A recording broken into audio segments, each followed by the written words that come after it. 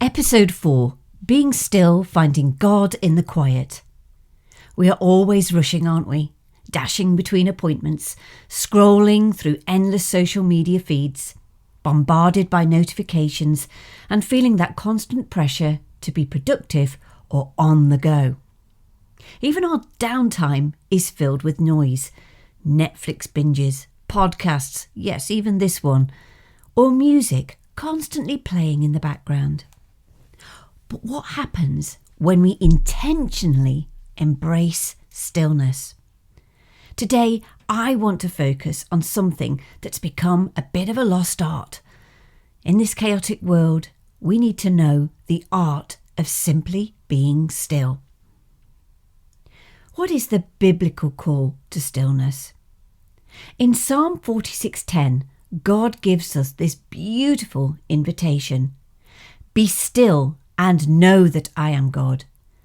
I will be honoured by every nation. I will be honoured throughout the world. I love how direct this is. Just be still. Stop the endless activity. Pause the mental chatter. And in that stillness, we can truly know God. The prophet Elijah discovered this truth in 1 Kings 19. After running for his life and falling into despair, he encountered God, not in the powerful wind, earthquake or fire, but in a gentle whisper. 1 Kings 19:12 of the New Living Translation says, "And after the earthquake there was a fire, but the Lord was not in the fire, and after the fire there was the sound of a gentle whisper." The scripture beautifully describes it as the sound of a gentle whisper. Elijah could only hear this whisper because he had become still enough to listen. Are you still enough when your world is collapsing around you or when you have troubles? Are you still enough to listen to God? Finding rest in stillness. Jesus himself modelled this practice. In Mark 1:35 we read, "Before daybreak the next morning, Jesus got up and went out to an isolated place to pray." Even with crowds demanding his attention and endless needs to address, Jesus prioritised stillness. When we're constantly busy, we miss the gentle whispers. We overlook the subtle ways God speaks to us. That can be through many ways. It can be through nature, through others, through our own thoughts, when they're finally given space to breathe. I have often joked when I preach in church that I am sure Jesus gave me the love of trail running so that he could get my attention and I could listen. So many messages come from my trail running. That is not down to me, but down to him. The fact that I like taking myself off alone, running up mountains and through quiet countryside, reminds me of when Jesus was here on earth. He would often go and talk to the Father up a mountain, away from the busy crowds. It's something we all should do more of. Just getting into quiet space and being with him and soaking in his presence. Practical steps to embrace stillness.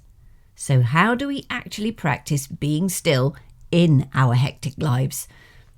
First, we need to intentionally carve out time.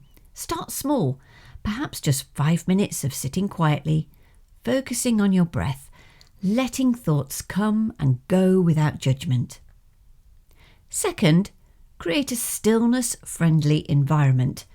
Turn off notifications. Find a quiet corner.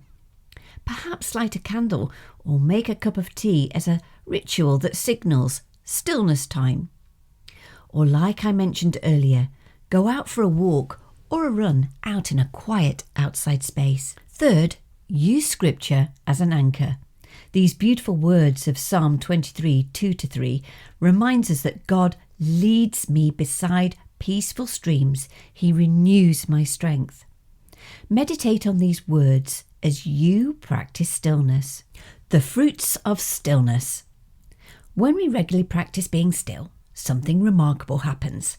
We begin to notice God's presence in everyday moments. We become more aware of others' needs.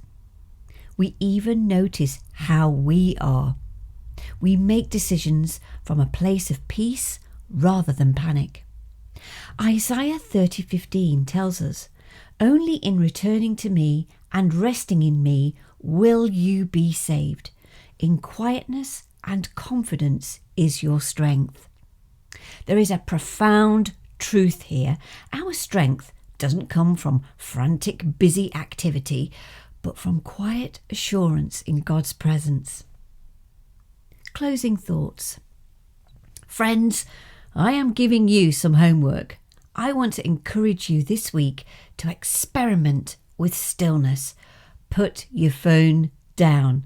Turn off the telly. Find a quiet spot and simply be. You might be surprised at what you hear when you finally stop and listen. As Psalm 37:7 reminds us, be still in the presence of the Lord and wait patiently for him to act.